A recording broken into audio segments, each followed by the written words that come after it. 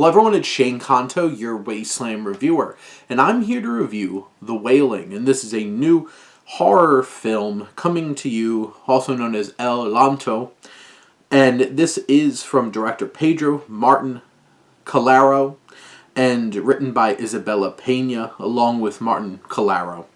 And this film focuses on a group of young people inadvertently resurrect a seemingly invisible evil. And this film takes place over different time periods, and it's really told in 3 bits.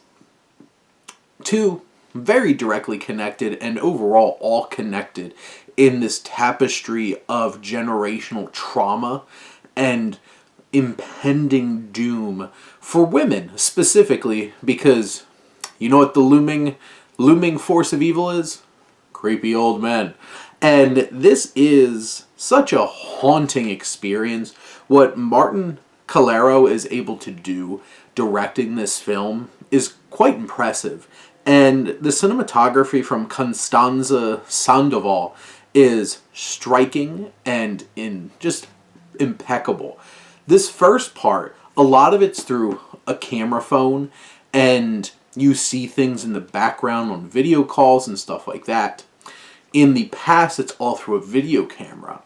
And there's just something so haunting and just impeccable about how Sandoval is able to frame and capture these scares in such an impressive way. And some of these scares are really haunting and unnerving. The character design, like this creepy old visage, is just eerie. And just seeing him creeping on up next to these young women is just like gross to begin with. But also he's so ghastly and haunting that you're just like, nope, none of that. There's so many specific scenes. I don't want to give them away because they hit. But there's so many specific sequences where you just have this looming presence there. And there's some really dynamic sequences. There's one particular one between 2 young women in a room with a video camera and the TV showing what the video camera is seeing and what we see and they don't see. That whole entire sequence is terrifying, unnerving, and how the camera moves is so engrossing and compelling. The music from Olivier Arson, who composes this film, just adds and accentuates this impending doom that looms through these screens and these young women can't see. And it doesn't directly explain what's going on, but there is a sequence towards the end where you really get an idea of, like, deeply psychologically what this is all stemming from.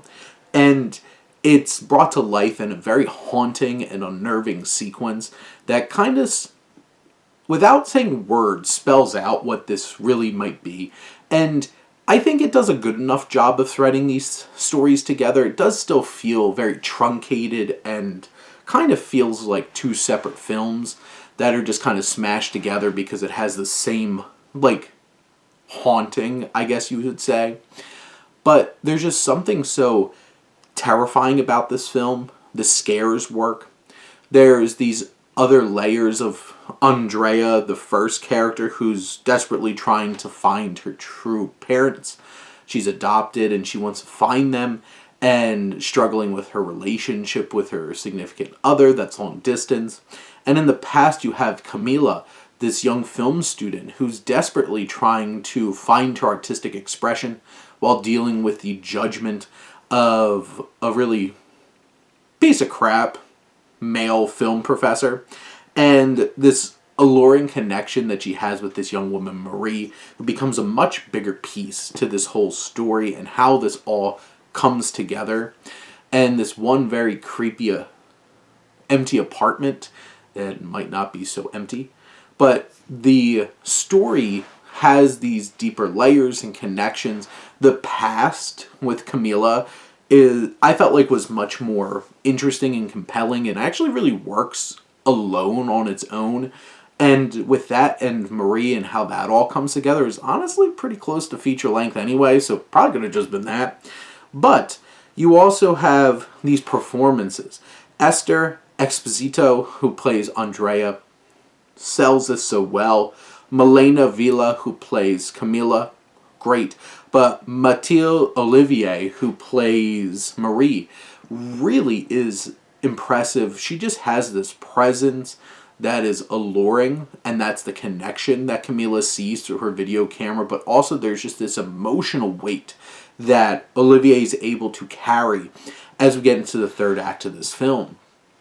This film might not spell things out, might not thread together perfectly, but it is haunting, it is unnerving, it's thought-provoking, incredible performances and great filmmaking really ties this all together, and the film that Martin-Calero is able to present here is frightening and poignant and impactful.